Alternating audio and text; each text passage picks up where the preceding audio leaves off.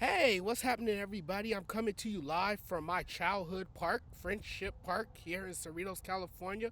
What's going on, everybody? Welcome back. Thanks for supporting the channel. Did you watch Rob Pelinka at the press conference the other day? Why in God's name would anyone believe the man when he says LeBron James had no input on the JJ Redick hiring?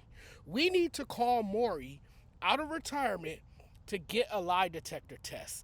Palinka is saying no, but I'm not sure the lie detector test will determine that was a lie.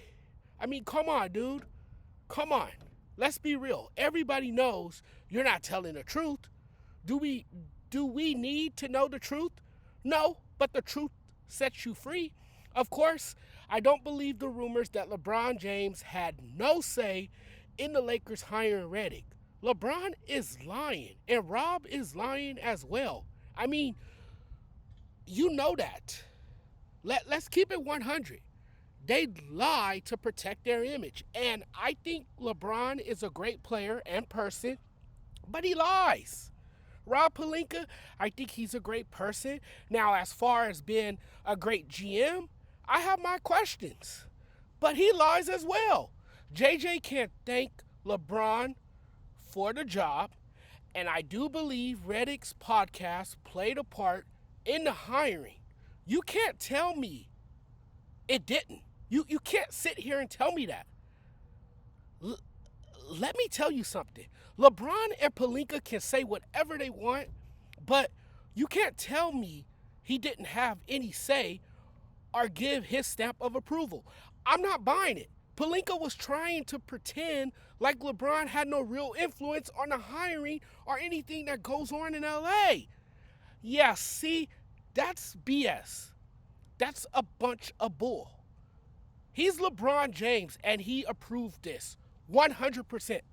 JJ Redick is the Lakers coach today because of LeBron. Not involved in the Lakers head coaching search? Yeah, that's his MO, right? He's never involved in any decisions. It's a lie, folks. It's a lie. Don't believe anything. Not only is LeBron the player, he's also the GM. It's pretty simple. It's a lie. Liar, liar. He's been involved in every move that's ever been made for any organization he's ever played for and wanted influence and say it all. You know, he wanted influence and he wanted say in all of it when he should just sit back and be a player and let the front office do its damn job. But all of a sudden, LeBron doesn't want any say. All of a sudden. Oh, now suddenly he's very supportive of the coaching search and hiring process. He's had no conversations with the Lakers about JJ Redick. To say James had nothing to do with JJ Redick becoming the Lakers' 29th head coach in franchise history is absurd. So you're really gonna sit there and tell us the guy that does a podcast with JJ had nothing to do with the hiring of JJ to that guy's team? Got it. Okay, I got it. If that's what you guys think, that's fine. I don't care what Rob says. You can't tell me LeBron didn't influence the JJ Redick hiring. If you think that LeBron isn't the reason that JJ got the Lakers job, then I'll pray for you because you're part of the problem. JJ's first comments after being announced as the Lakers' newest head coach, I have never coached in the NBA before. That's what he said. That's what this man came out and said. At least he was being brutally honest because it's the truth. He has zero experience. What does that say about Rob Pelinka and the people making the decisions within this organization? Like I said before, the Lakers are so desperate. They're so worried about what LeBron thinks, what LeBron wants, doing everything they can to keep him happy that they would hire a man from a Motel 6 if LeBron gave them the okay to do so. Like, what does it heavily involved consist of? Either you had some kind of involvement or none at all. I mean, because wasn't he at the meeting since he is the star player on your team?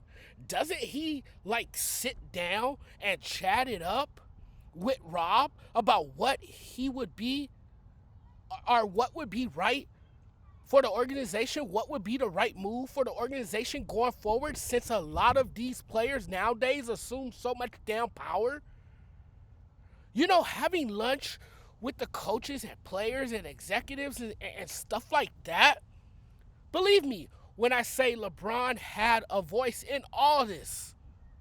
JJ pretty much told you during the press conference where he was introduced that he skipped the hiring process and was handed a job with no coaching experience. JJ didn't apply. And it's not me throwing shade at JJ. But the fact of the matter is JJ was handpicked. And what are the qualifications?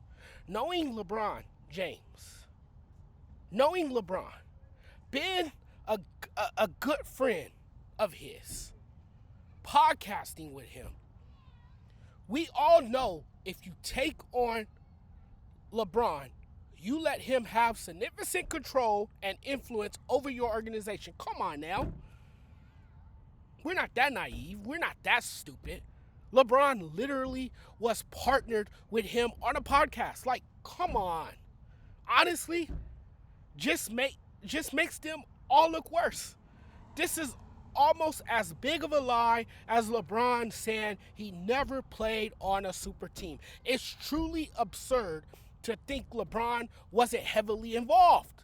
And see, that's the problem with the Lakers. He has too much power and influence. They're letting him call the shots, call plays, handpick players and coaches. Coaches joining a struggling team often talk about changing the culture. How can you possibly change the culture? At the end of the day, JJ is trying to build a foundation for winning and instill a winning culture. As long as LeBron is a Laker, and I'm going to say this again, as long as LeBron is a Laker wearing a Laker uniform, instilling a winning culture is almost impossible. You can have all the talent, but if the culture isn't right, it gets you nowhere. It gets you nowhere. Obviously, not having the right coach gets you nowhere either. I'm just going to put this out there. The Lakers wanted a coach that would put up with LeBron's antics and still win enough games to at least get a play-in game, right? Look, the whole LeBron Lakers experiment has been a failure. Hiring JJ Redick and potentially drafting LeBron James is wild to me. I'm over this LeBron era. How you expect to build any kind of winning culture with LeBron on your roster? Thanks for watching, everyone. Really appreciate the love and support. I had to talk about that because that's been on my mind. It's been heavy on my mind, so I had to get that off my chest. I had to clear some things up with that. I'm glad I did. I'm glad I came on and chatted with you guys. And later on today, I will talk about Mikal Bridges getting traded to the Knicks. I actually like that. I'll talk about it. I think that really makes them a true contender in the East. That's a great pickup for them. Villanova Knicks now. The Villanova Knicks. We'll get into that a little bit later. But now, I'm about to take a little walk before I go back home. This is my neighborhood park. This is my favorite park. This is where I used to come all the time as a kid. I love it here. This is where I grew up. I would come to this park and play as a kid, and I would run to Thrifties around the corner and get me some ice cream on a hot summer day like this and just enjoy myself. And I mean, to still be in the same community where I grew up, it's lovely. It's nice. It's nice, and to see all of this, you know. But guys, I'm getting out of here now. Take care, everyone. Thanks for watching as always. Don't forget, if you haven't already, hit the subscribe button. Take care, everyone.